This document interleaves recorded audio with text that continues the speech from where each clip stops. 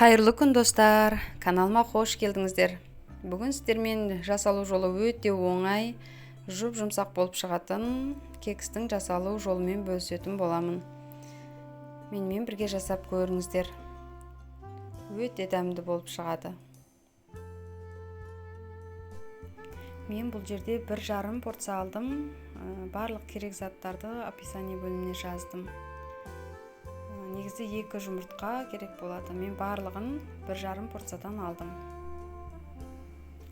Керек заттарымыздың барлығын араластырып аламыз. Бұл жерде чым-чым тұз және ванилин қостым.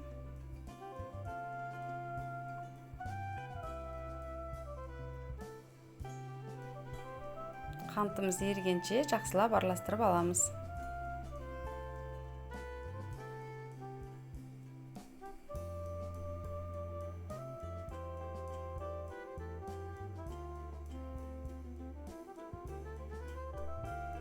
Сары май ерітіп, салқын күйінде қоямыз.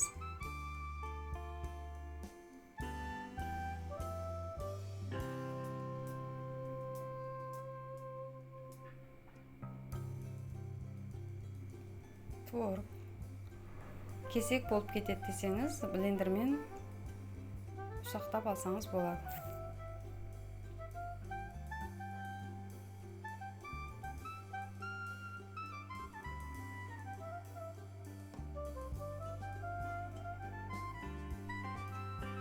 Ұнымызды қамыр қопсытқышты ұнға қостым.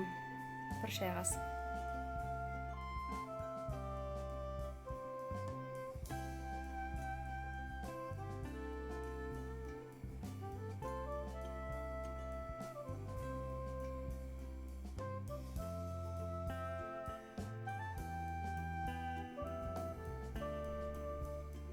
Басында венчикпен, сосын қасықпен араластырсаңыз да болады.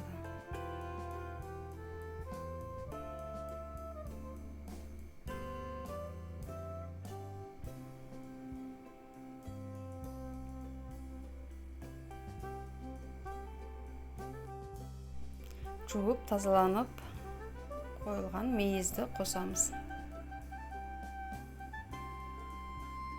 Мөлшерін барлығын жаздым. Көп нәрсе кетпейді, міндетті түрде жасап көріңіздер. Өте дәмді болып шығады.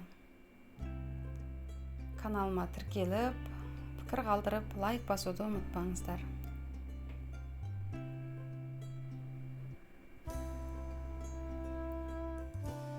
Қалыбымызды майлап алдым.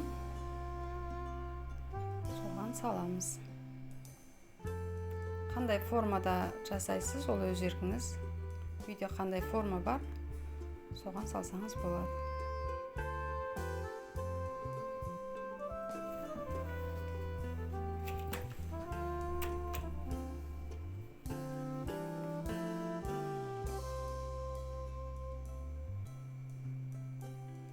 Пешімізге 180 градусқа 35-40 минут пісіріп аламыз.